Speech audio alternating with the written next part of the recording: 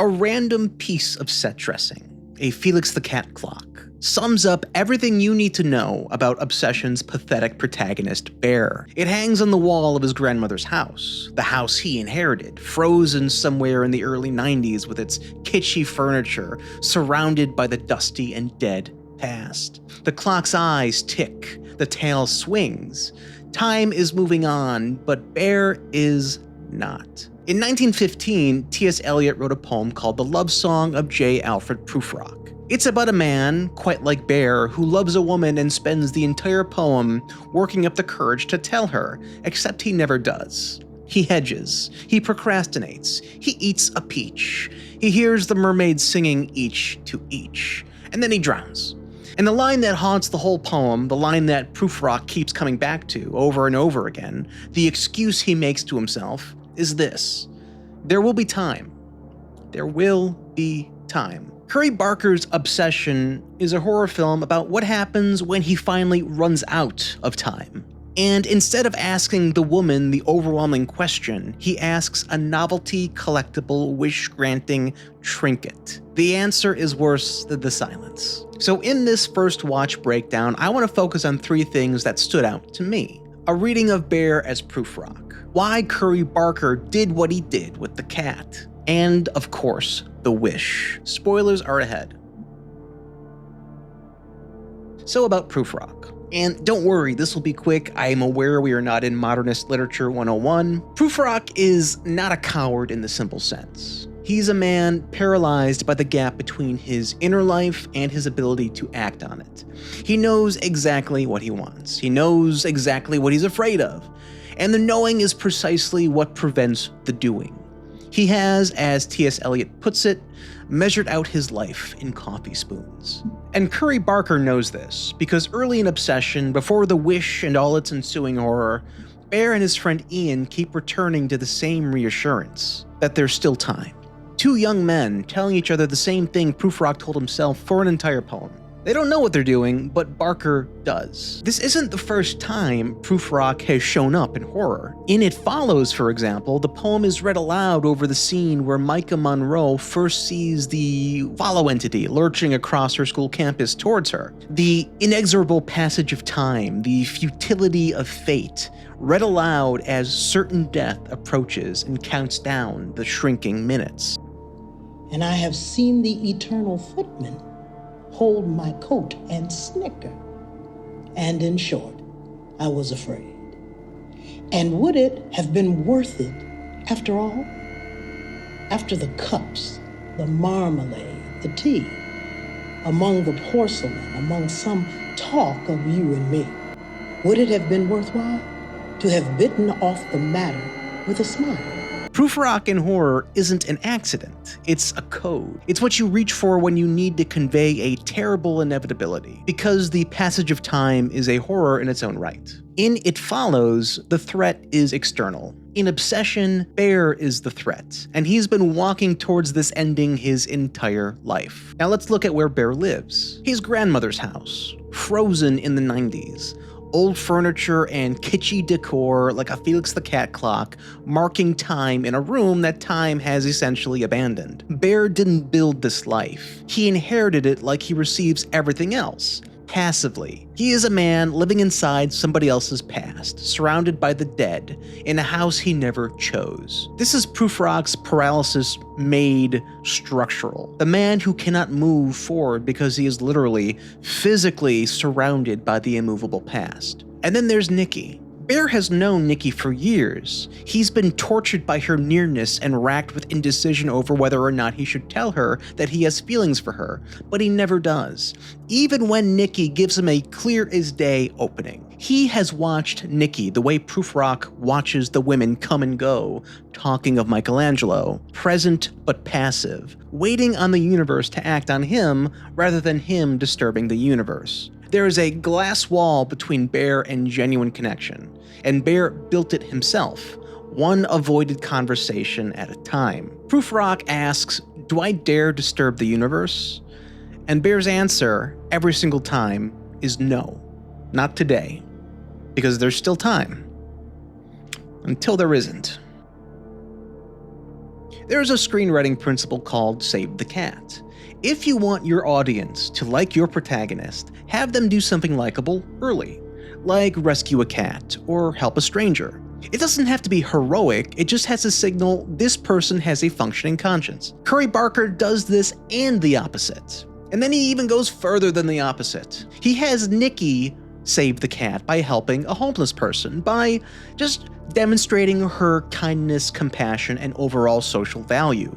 But he signals something entirely different with Bear. Bear's cat dies in the first act. And it doesn't just die, Bear kills it. Not intentionally, but Bear kills it the way Bear does everything, through negligence, through not thinking about what his actions cost the things dependent on him. He leaves sleeping pills out where the cat can reach them. The cat eats them and dies. And this is the ending of the film told in miniature, in the first act. Chekhov's Ambien. The cat is not an incidental victim. The cat is dependent on Bear. It relies on him for food, safety, and the basic maintenance of a safe environment. Bear cannot protect a dependent creature. The cat dies because Bear did not think through the consequences of his carelessness. And now look at what his wish produces. Freaky Nikki, a creature stripped of autonomous will, existing only in relation to Bear, wholly dependent on his presence for her continued functioning. A similar way, the cat was dependent on Bear for its continued survival. Bear has wished into existence a dependent creature, and the cat has already told you what Bear does with those. It should be noted that Barker is a comedian, in much the same way that Zach Cregger is a comedian, and their critical success in horror is not a coincidence. Horror and comedy share a fundamental mechanism: timing,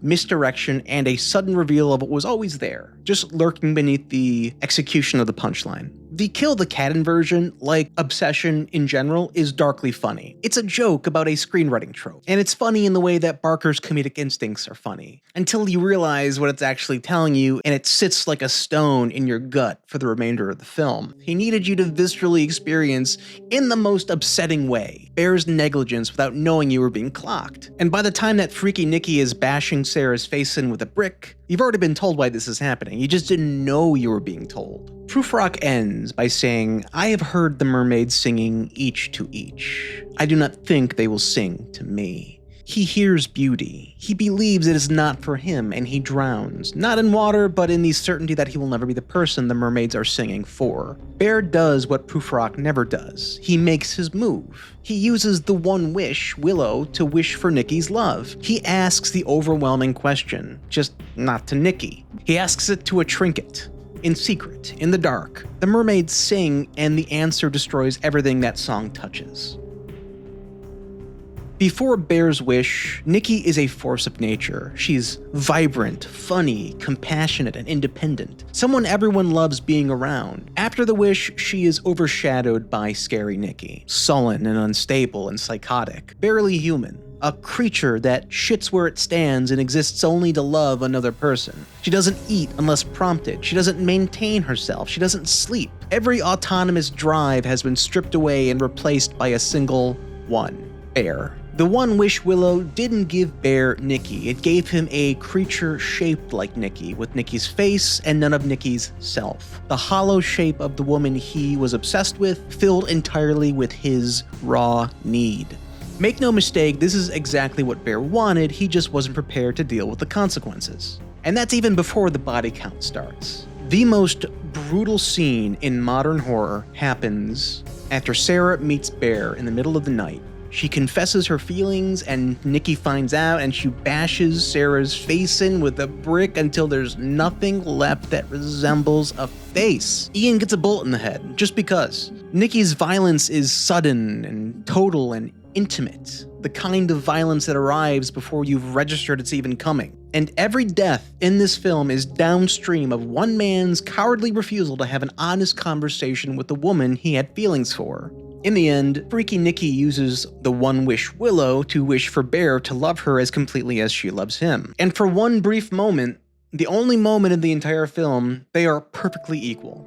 The love is mutual. The mermaids are singing their tits off for both of them. And then the sleeping pills that Bear took in the previous shot catch up and finally kill Bear. The wish lifts, and Nikki regains her agency. She comes to in a charnel house, the mutilated bodies of her friends scattered around her, the wreckage of Bear's cowardice made flesh. She has her mind back, she has herself back, and she's surrounded by everything that self cost her. And this is what Prufrock was actually afraid of. In the poem, he makes noises about rejection and looking foolish and being self-conscious about how his hair is growing thin, how his arms and legs are growing thin. Prufrock was afraid that the overwhelming question, when answered, would be worse than the silence, that the mermaids would sing and he would wish they hadn't. And Bear proves him right. Bear was afraid of answers, afraid of consequences. So he found a way to get the answer to his question without actually asking it. And the film is brutal about what that cost. Not just Bear, but everyone around him, everyone in their orbit. Prufrock at least left his unrequited object of desire intact. His cowardice cost him everything. Time, youth, and opportunity, but cost his object of desire nothing. Bear's cowardice found a workaround, and Nikki pays for it in blood and agency and the bodies of her friends. The film opens with two men telling each other that there's still time. It closes with both of them dead, because there was still time right up until there wasn't. Do me a favor, like the video, subscribe to the channel, and tell me down below how your read on obsession is different from mine. I'm Goblinsburg. I'll see you in the next one.